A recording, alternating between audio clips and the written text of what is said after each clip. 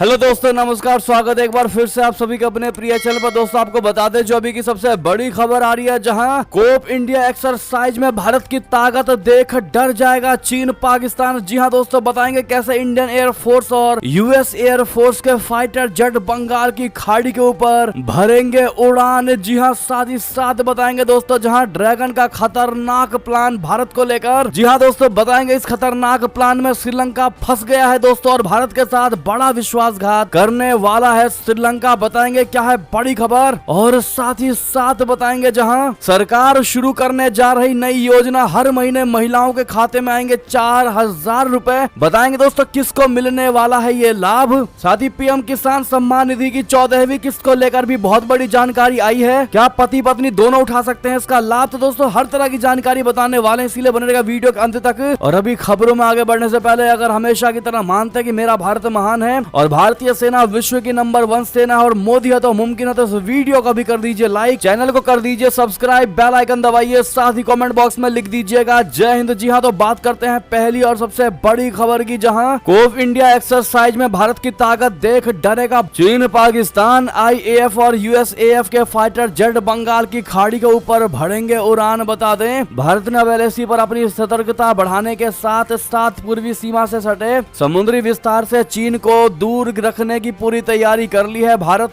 पहली बार एक ऐसा युद्धाभ्यास शुरू करने वाला है जो होगा तो एलएसी के नजदीक, लेकिन यहाँ से उड़ने वाले फाइटर बंगाल की खाड़ी के ऊपर अपना युद्ध कौशल दिखाएंगे। जी हाँ, कोप इंडिया की खास बात यह है कि यह अभ्यास भारत और अमेरिका के बीच होगा। 10 अप्रैल से शुरू होने वाले इस अभ्यास में जापान भी ऑब्जर्वर के तौर पर शामिल होगा। इस एक्सरसाइज में भारतीय वायुसेना के राफेल, सुखोई, तेजस समेत कई दूसरे और बड़े फाइटर जेट शामिल होंगे। तो वहीं अमेरिका की वायुसेना अपने F-15 लड़ाकू विमानों के साथ इस अभ्यास में शामिल होगी। बता दें कि पश्चिम बंगाल के कलईकुंडा एयरबेस से होने वाला यह अभ्यास इसीलिए भी महत्वपूर्ण है क्योंकि यहां से पूरे बंगाल की खाड़ी के इलाके में लंबे एयर ऑपरेशन को आसानी से चलाया जा सकता है। पूर्वी छोर पर कलाईकुंडा एक ऐसी जगह है जहां से न सिर्फ लाइन ऑफ एक्चुअल कंट्रोल तक पहुंचने में भारतीय वायुसेना के फाइटर जेट्स को कुछ ही मिनट लगेंगे, बल्कि इस जगह से बंगाल की खाड़ी में भी ऑपरेशन को अंजाम दिया जा सकता है। कलाईकुंडा से शुरू होने वाला युद्ध अभ्यास 2 सप्ताह तक जारी रहेगा, यानी 15 दिन लगातार बंगाल की खाड़ी में भारत और अमेरिका के फाइटर जेट्स की गर्जना से चीन परेशान रहेगा। इस युद्धाभ्यास को भारत और अमेरिका के अलावा जापान को ऑब्जर्वर बनाकर ट्राइलेटरल बना दिया गया है। सामरिक दृष्टिकोण से भी चीन के लिए ये एक बहुत बड़ा झटका है। लगातार 3 इंडियन ओशन रीजन में घुसपैठ की कोशिशों को अंजाम देता है। ऐसे में अब जमीन की लड़ाई के साथ साथ समुद्र की लड़ाई में भी चीन को पटकनी देने के लिए पूरी तैयारी की जा चुकी है। इस एक्सरसाइज के अलावा पहले भी भारतीय वायुसेना कई मल्टीनेशनल युद्धाभ्यासों में शामिल हो चुकी है। हाल ही में जापान के साथ एक्सरसाइज वीर गार्जियन और यूएई में मल्टीनेशनल युद्धाभ्यास में शामिल भारतीय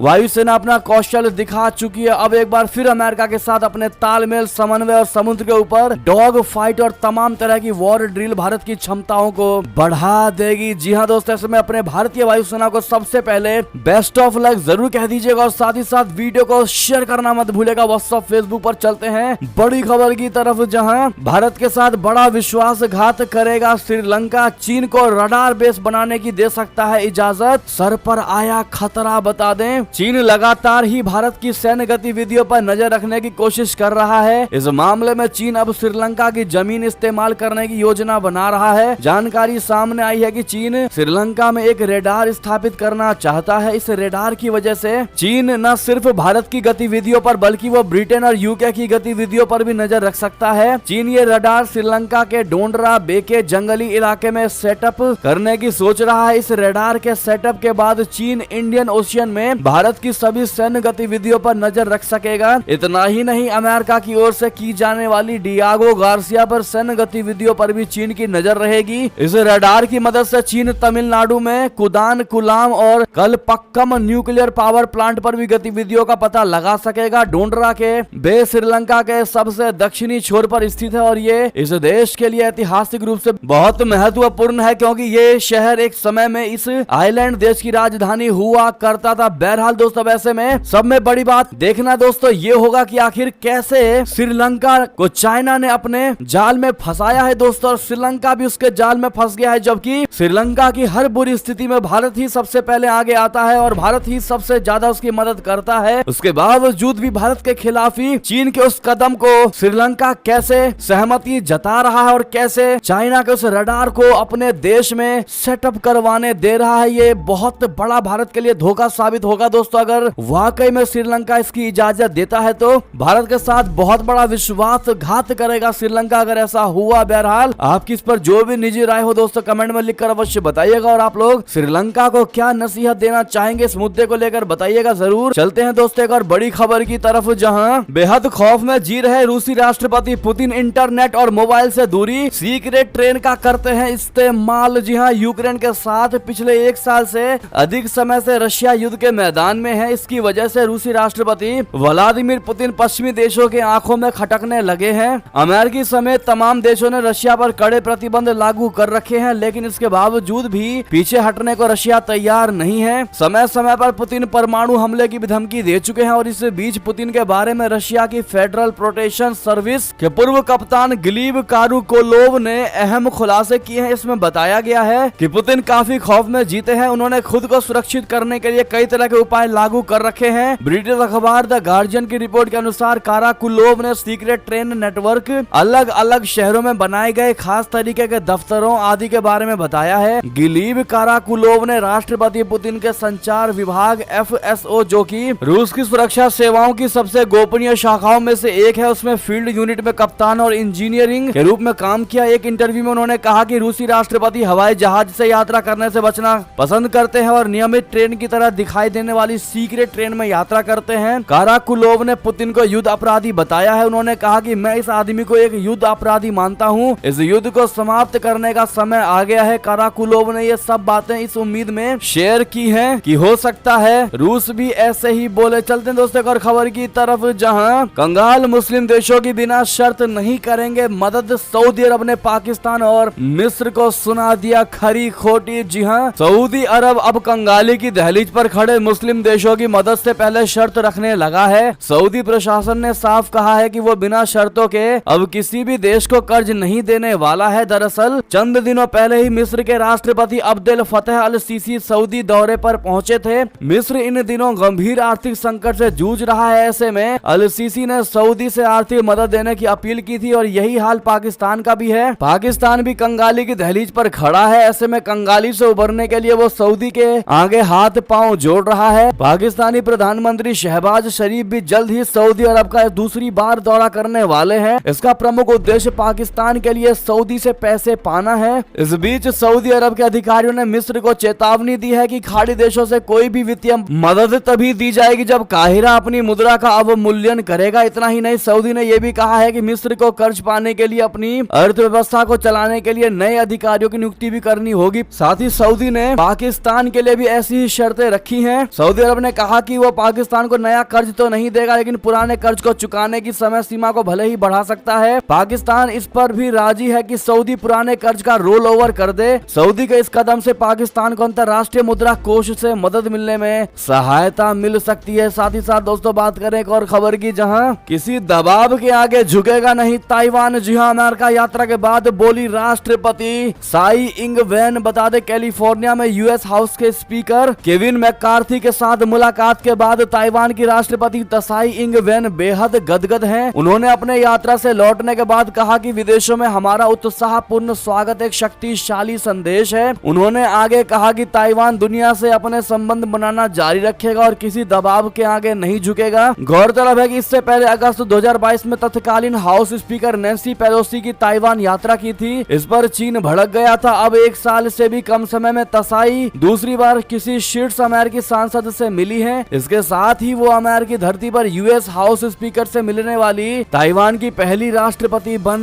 गई है। जी हां, अपनी यात्रा के बाद राष्ट्रपति त्साई इंग वेन ने कहा कि हमने अंतर्राष्ट्रीय समुदाय को दिखाया कि दबाव और खतरों के सामने ताइवान और भी अधिक एकजुट होगा। किसी भी तरह के दमन के आगे हम झुकने वाले नहीं हैं। उन्होंने आगे कहा कि दबाव और बाधाओं के कारण हमारा दुनिया से आदान प्रदान भी बंद नहीं होगा। बता दें कि इससे पहले उन्होंने ताइवान के साथ खड़े होने के लिए अमेरिका का आभार व्यक्त किया था। बहरहाल दोस्तों आपको बता दें, ये तो रही ताइवानी राष्ट्रपति त्साई इंग वेन का बयान। लेकिन दोस्तों चीन ने ताइवान की राष्ट्रपति के अमेरिका दौरे के विरोध में अमेरिकी एशियाई संस्थानों पर प्रतिबंध लगा दिया। जी हां, दूसरी ओर चाइना की तरफ से हम बात बात कर रहे हैं, जहां बड़ी खबर है चीन ने अमेरिकी प्रतिनिधि सभा के स्पीकर केविन मैकार्थी और ताइवान के राष्ट्रपति साई इंग वेन के बीच इस सप्ताह हुई अहम बैठक के विरोध में रोनाल्ड रेगन प्रेसिडेंशियल लाइब्रेरी और अन्य अमेरिकी एवं एशिया आधारित संस्थानों पर प्रतिबंध लगा दिया है। चलते हैं दोस्तों अगली बड़ी खबर की तरफ, जहां लेकिन वीडियो को लाइक जिन्होंने अभी तक नहीं किया प्लीज लाइक कर दीजिएगा। वीडियो को देखते हुए साथ ही बता दें आपको बड़ी खबर, जहां सुधा मूर्ति को पद्म भूषण से सम्मानित किए जाने पर ऋषि सुनक और अक्षता ने जताया गर्व। सोशल मीडिया पर कह दी ये बात। बता दें ब्रिटेन के प्रधानमंत्री ऋषि सुनक और उनकी पत्नी अक्षता मूर्ति ने लेखिका सुधा मूर्ति को राष्ट्रपति भवन में पद्म भूषण से सम्मानित किए जाने पर गर्व जताया है। 10 डाउनिंग स्ट्रीट की प्रथम महिला अक्षता समारोह में मौजूद थी और बाद में उन्होंने अपनी मां सुधा मूर्ति और पिता नारायण मूर्ति, जो कि इन्फोसिस के सह संस्थापक है, को फाउंडर है, उसके प्रति अपनी भावनाओं को व्यक्त करने के लिए सोशल मीडिया का सहारा लिया। उनके पति ऋषि सुनक ने अपनी पत्नी के पोस्ट का जवाब देते हुए कहा कि ये गर्व का दिन है। सुनक ब्रिटेन के पहले भारतीय मूल के प्रधानमंत्री हैं। अपनी मां को यह पुरस्कार मिलने के बाद अक्षता मूर्ति ने गुरुवार को ट्विटर पर पोस्ट में कहा कि कल मैंने गर्व के साथ देखा कि मेरी मां को भारत की राष्ट्रपति से पद्म भूषण मिला है, जिसे शब्दों में बयां नहीं सकता। अक्षता ने लिखा कि पिछले महीने अंतर्राष्ट्रीय महिला दिवस पर मैंने विज्ञान, प्रौद्योगिकी, इंजीनियरिंग और गणित से लेकर कहानी कहने तक की अपनी मां की असाधारण यात्रा पर विचार किया, लेकिन उनके धर्मार्थ और स्वयं सेवा प्रयासों ने मेरे लिए उनकी सबसे बड़ी प्रेरणा के रूप में काम किया है। साथ ही साथ दोस्तों आप भी सुधा मूर्ति जी को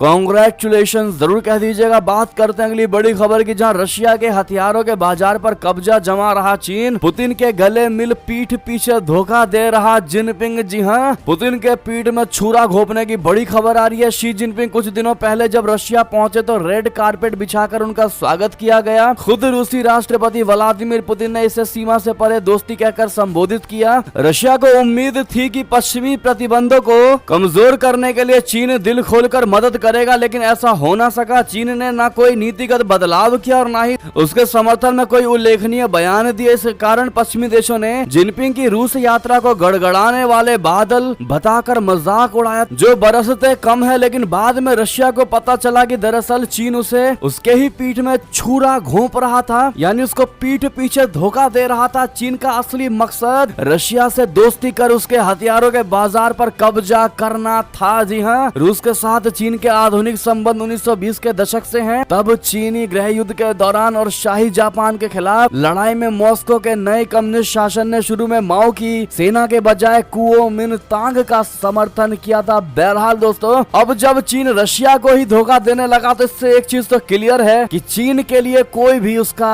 दोस्त नहीं है। सिर्फ चीन के लिए उसका दोस्त सिर्फ चीन ही है और वो अपने फायदे के लिए किसी का भी कत्ल, किसी का भी नुकसान करवा सकता है। ऐसे में अगर आप भी चीन को धोखेबाज मानते हैं तो इस वीडियो को शेयर जरूर करिएगा, कमेंट में चीन धोखेबाज लिखते हुए। बात करते हैं अगली खबर की, जहां गर्त में चला गया पाकिस्तानी रुपया। डॉलर के मुकाबले इतना गिर गया कि करेंसी की ऐसी हालत हो गई कि बाकी के एशियाई कंट्री भी इससे है बेहतर। जी हाँ, पाकिस्तान इन दिनों बड़े आर्थिक संकट के दौर से गुजर रहा है। देश में आर्थिक तंगी का आलम यह है कि वहाँ की जनता को रोजमर्रा की चीजों के लिए बहुत ही ज्यादा संघर्ष करना पड़ रहा है। पाकिस्तान का रुपया डॉलर के मुकाबले दिन प्रतिदिन अपने सबसे निचले स्तर पर गिरता जा रहा है। 2 दिन पहले ही पाकिस्तानी रुपए की कीमत डॉलर के मुकाबले 287 रुपए हो गई थी। तो वहीं अगर हम पाकिस्तानी रुपए की तुलना यूरो से करें तो वो उस स्थिति में हालात में और भी ज्यादा बुरा है। इस वक्त पाकिस्तान में 1 यूरो की कीमत 314 रुपए है। पाकिस्तान के हालात विदेशी करेंसी के मामले में एशिया के अन्य देशों के मुकाबले सबसे ज्यादा खराब है। जी हाँ, साथ ही दोस्तों आपको बता दें, जहां पर अब अमेरिका के आगे गिड़गिड़ा रहा पाकिस्तान कह रहा है कि IMF से हमको कर्ज दिलवा दो। राजदूत से वित्त मंत्री ने मांगी है मदद। दरअसल अंतरराष्ट्रीय मुद्रा कोष से कर्ज हासिल करने के लिए पाकिस्तान सऊदी अरब से लेकर अमेरिका के आगे गिड़गिड़ा रहा है। इतिहास का सबसे गंभीर आर्थिक संकट झेल रहा मुल्क डिफॉल्ट होने की कगार पर खड़ा है। अब उसने अमेरिका से IMF के साथ डील साइन करने में मदद मांगी है। पाकिस्तान में अमेरिका के राजदूत डोनाल्ड ब्लोम ने गुरुवार को पाकिस्तानी वित्त मंत्री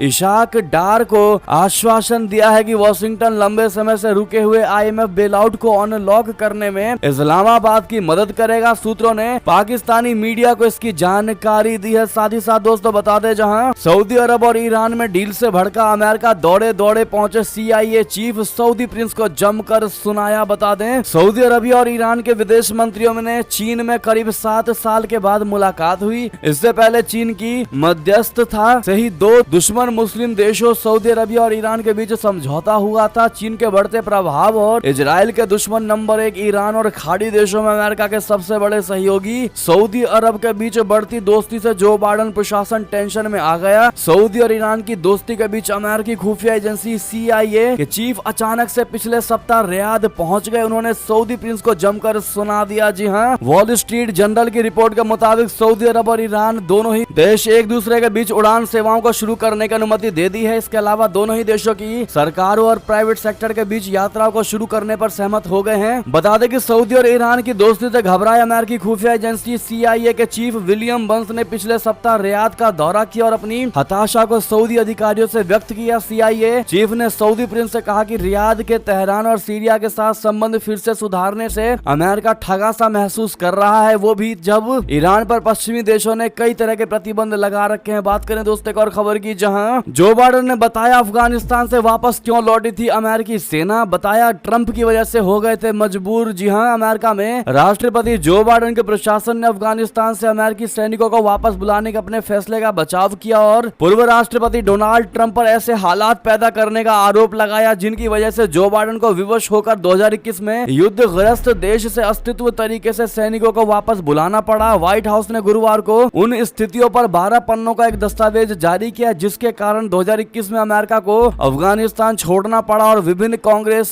समितियों को संबंधित गोपनीय दस्तावेज भेजे। जी हां, बात करें एक और खबर की, जहां लेबनान की तरफ से इजराइल पर दागे गए 34 रॉकेट, गुस्साए पीएम बेंजामिन नेतन्याहू ले लिया सख्त एक्शन। जी हां, लेबनान की तरफ से दागे गए रॉकेटों के खिलाफ जवाबी कार्रवाई करने की कसम खाने के बाद इजराइल ने गाजा पट्टी पर हवाई हमला शुरू कर दिया है। एक बयान के अनुसार इजरायली सेना ने कहा कि वो वर्तमान में गाजा पट्टी पर हमला कर रही है। समाचार एजेंसी AFP के रिपोर्ट के अनुसार गाजा पट्टी के क्षेत्र में रात 11:15 पर 3 विस्फोटों की आवाज सुनी गई। एक फिलिस्तीनी सिक्योरिटी सोर्स ने कहा है कि हमलों में हमास के ट्रेनिंग वाले कई जगहों को निशाना बनाया गया है। AFP के मुताबिक पहले हमले के आधे घंटे बाद और फिर हमले किए गए, साथ ही इलाके के ऊपर विमानों की गर्जनी भी सुनी गई। साथ ही साथ दोस्तों बता दें बड़ी खबर, जहां कोरोना को लेकर केंद्र सरकार अलर्ट में, राज्यों को दे दी अस्पतालों में मॉक ड्रिल रिव्यू की सलाह। बता दें कोरोना ने एक बार फिर से दस्तक दे दी है, ऐसे में देश में बढ़ते नए मामलों को लेकर केंद्र भी अलर्ट हो गया है। शुक्रवार को केंद्रीय स्वास्थ्य मंत्री मनसुख मांडविया ने कोरोना की स्थिति को लेकर हाई लेवल बैठक की है जिसमें सभी राज्यों और केंद्र शासित प्रदेशों के स्वास्थ्य मंत्रियों के साथ रिव्यू किया गया। इस दौरान स्वास्थ्य मंत्री मनसुख मांडविया ने अस्पतालों में मॉक ड्रिल का रिव्यू करने और टेस्टिंग को बढ़ाने के निर्देश दिए। स्वास्थ्य मंत्री ने सभी राज्यों के स्वास्थ्य मंत्रियों और प्रमुख सचिवों या अतिरिक्त मुख्य सचिवों के साथ वर्चुअल मीटिंग की जिसमें राज्यों को सतर्क रहने और कोविड-19 प्रबंधन के लिए पूरी तैयारी रखने की सलाह दी। केंद्र ने राज्य के स्वास्थ्य मंत्रियों से 10 और 11 अप्रैल को सभी अस्पतालों के रिव्यू के लिए मॉक ड्रिल करने और 8 और 9 अप्रैल को जिला प्रशासन और स्वास्थ्य अधिकारियों के साथ स्वास्थ्य तैयारियों की समीक्षा करने की भी सलाह दी है। आपको बता दें दोस्तों, ऐसे में कोरोना के केस अब लगातार बढ़ते जा रहे हैं दुनिया में, भारत में भी केस देखने को मिल ही रहे हैं। तो दोस्तों आप सभी से हमारी पूरी टीम की ओर से रिक्वेस्ट है, कृपया करके जब भी बाहर निकले मास्क का प्रयोग जरूर करें और भीड़ भाड़ एरिया में जाने से कृपया करके बचें। साथ ही दोस्तों आप लोग इस वीडियो को कहां से देख रहे हैं कमेंट में जरूर बताइएगा। देखते हैं आप लोग कहां से हैं। चलते दोस्तों एक और बड़ी खबर की तरफ, जहां भारत में 80 करोड़ को फ्री राशन, पाकिस्तान में पड़े रोटी के लाले। जी हां, कौशाम्बी में बोले CM योगी आदित्यनाथ जी। जी हां, मुख्यमंत्री योगी आदित्यनाथ ने कहा कि एक तरफ जहां प्रधानमंत्री नरेंद्र मोदी के नेतृत्व में भारत पिछले 3 वर्ष से 80 करोड़ से ज्यादा लोगों को फ्री राशन दे रहा है, तो वहीं पाकिस्तान में रोटी के लाले पड़े हुए हैं। सरकारें कैसी चलनी चाहिए, इसके लिए आज दुनिया भारत की तरफ देख रही है। केंद्रीय गृह मंत्री अमित शाह के साथ शुक्रवार को कौशाम्बी महोत्सव 2023 के उद्घाटन समारोह में पहुंचे CM ने कहा कि आज विकास की योजना का लाभ बिना किसी भेदभाव के सभी भारतवासियों को मिल रहा है। मुख्यमंत्री ने कहा कि देश समृद्धि की नई ऊंचाइयों को छू रहा है, साथ ही देश के अंदर सुरक्षा का बेहतरीन वातावरण बनाने का कार्य भी किया जा रहा है। प्रधानमंत्री की प्रेरणा और गृह मंत्री अमित शाह के मार्गदर्शन में उत्तर प्रदेश विकास की एक नई ऊंचाई की ओर आगे बढ़ रहा है। जी हां, आज प्रदेश अनेक क्षेत्रों में प्रगति करके एक नई तस्वीर प्रस्तुत कर रहा है। CM ने जनपद वासियों को महोत्सव की बधाई देते हुए कहा कि कौशाम्बी बौद्धकालीन परंपरा से जुड़े हुए 16 महाजनपदों में से एक रहा है। ऐसे में दोस्तों उन्होंने जो बातें कही, लेकिन पाकिस्तान वाली जो बात कही है वो वाकई में आज दिखा रहा है कि भारत कहाँ है और पाकिस्तान कितने गर्त में नीचे जा चुका है। ऐसे में योगी जी के बात का अगर आप भी समर्थन करते हैं तो कमेंट में लॉन्ग लिव योगी जी कहना बिल्कुल मत भूलिएगा। बात करें अगली खबर की, जहां 2024 में नरेंद्र मोदी को तीसरी बार बनाए प्रधानमंत्री। आजमगढ़ में अमित शाह ने फूका चुनावी बिगुल ये कहकर, जी हां, वर्ष 2024 में नरेंद्र मोदी को लगातार तीसरी बार प्रधानमंत्री बनाना है। आजमगढ़ समेत यूपी की सभी लोकसभा सीटों पर कमल खिलाना है। ये आह्वान दोस्तों गृह मंत्री अमित शाह ने शुक्रवार को आजमगढ़ में किया। इसके साथ ही उन्होंने आजमगढ़ से पूर्वांचल में चुनावी बिगुल भी फूंक दिया। नामदारपुर में जनसभा को संबोधित करते हुए अमित शाह ने जमकर विपक्ष पर निशाना साधा। कहा कि पहले भी कई बार आजमगढ़ में आ चुका हूं। पहले यहां पर रात में बिजली नहीं रहती थी, लेकिन जब से भाजपा सरकार आई है लोगों को 24 घंटे बिजली मिल रही है। यूपी का एक भी गांव नहीं जहां बिजली ना पहुंची हो। अमित शाह ने आजमगढ़ के बारे में बोलते हुए कहा कि कभी संगीत के लिए मशहूर इस शहर को सपा बसपा ने बदनाम करने का काम किया है। यूपी में बीजेपी की सरकार से संगीत महाविद्यालय की शुरुआत करके वापस उस गौरव को दिलाने का काम किया है। गृह मंत्री ने कहा कि मैं मुख्यमंत्री योगी आदित्यनाथ को बधाई देना चाहता हूं, जिस आजमगढ़ को पूरे देश में आतंकवाद के केंद्र के रूप में जाना जाता था। आज हर घराने को सम्मान देने का काम किया गया है। उनके सम्मान में संगीत महाविद्यालय की नींव रखने का काम यहाँ हुआ है। यानी अमित शाह जी ने आजमगढ़ में सपा पर बहुत बड़ा ये कहकर हमला किया है। साथ ही साथ दोस्तों उन्होंने कांग्रेस को घेरते हुए कहा है कि लोकतंत्र खतरे में नहीं बल्कि आपका परिवार खतरे में है। जी हाँ, केंद्रीय गृह मंत्री अमित शाह ने शुक्रवार को दावा किया कि लोकसभा सदस्यता से राहुल गांधी को अयोग्य घोषित किए जाने को लेकर संसद की कार्यवाही बाधित करने के लिए देश विपक्षी दलों को माफ नहीं करेगा। उन्होंने कहा कि गांधी को कांग्रेस नित्य संयुक्त प्रगतिशील गठबंधन द्वारा लाए गए कानून के आधार पर संसद सदस्यता से अयोग्य करार दिया गया। शाह ने लोगों से समाज के सभी वर्गों के सर्वांगीण कल्याण के लिए 2024 में एक बार फिर से नरेंद्र मोदी को प्रधानमंत्री बनाने का आह्वान किया। शाह कौशाम्बी महोत्सव की शुरुआत करने के बाद जनसभा को संबोधित कर रहे थे। जी हाँ, उन्होंने राहुल गांधी को अयोग्य करार दिए जाने को लेकर संसद की कार्यवाही बाधित करने के लिए देश विपक्षी दलों को माफ नहीं करेगा। लोकतंत्र नहीं, जातिवाद और वंशवाद राजनीति खतरे में है। चलते हैं दोस्तों अगली बड़ी खबर की तरफ, जहां राम के दरबार में शिवसैनिक सीएम शिंदे ने ट्रेन को दिखाई हरी झंडी। बता दें, महाराष्ट्र के मुख्यमंत्री एकनाथ शिंदे ने उत्तर प्रदेश की अपनी यात्रा से 2 दिन पहले शुक्रवार को अयोध्या के लिए अपनी पार्टी शिवसेना के कार्यकर्ताओं को ले जाने वाली एक विशेष ट्रेन को हरी झंडी दिखाकर रवाना किया। शिंदे ने अपने बेटे कल्याण एवं से लोकसभा सदस्य श्रीकांत शिंदे, शिवसेना की कल्याण इकाई के प्रभारी गोपाल लांगड़े, स्थानीय नेताओं और पार्टी के सैकड़ों कार्यकर्ताओं के साथ ठाणे स्टेशन पर शाम करीब 4:40 पर जय श्री राम के नारों के बीच ट्रेन को हरी झंडी दिखाई। बहरहाल आप भी दोस्तों कमेंट में जय श्री राम लिखना बिल्कुल मत भूलिएगा। बात करते हैं एक और बड़ी खबर की, जहां सरकार शुरू करने जा रही नई योजना, हर महीने महिलाओं के खाते में आएंगे 4,000 रुपए। आखिर किसे मिलेगा लाभ, बता दें। चुनावी साल में सरकार हर वर्ग को साधने में जुट गई है। जहां एक तरफ प्रदेश के युवाओं को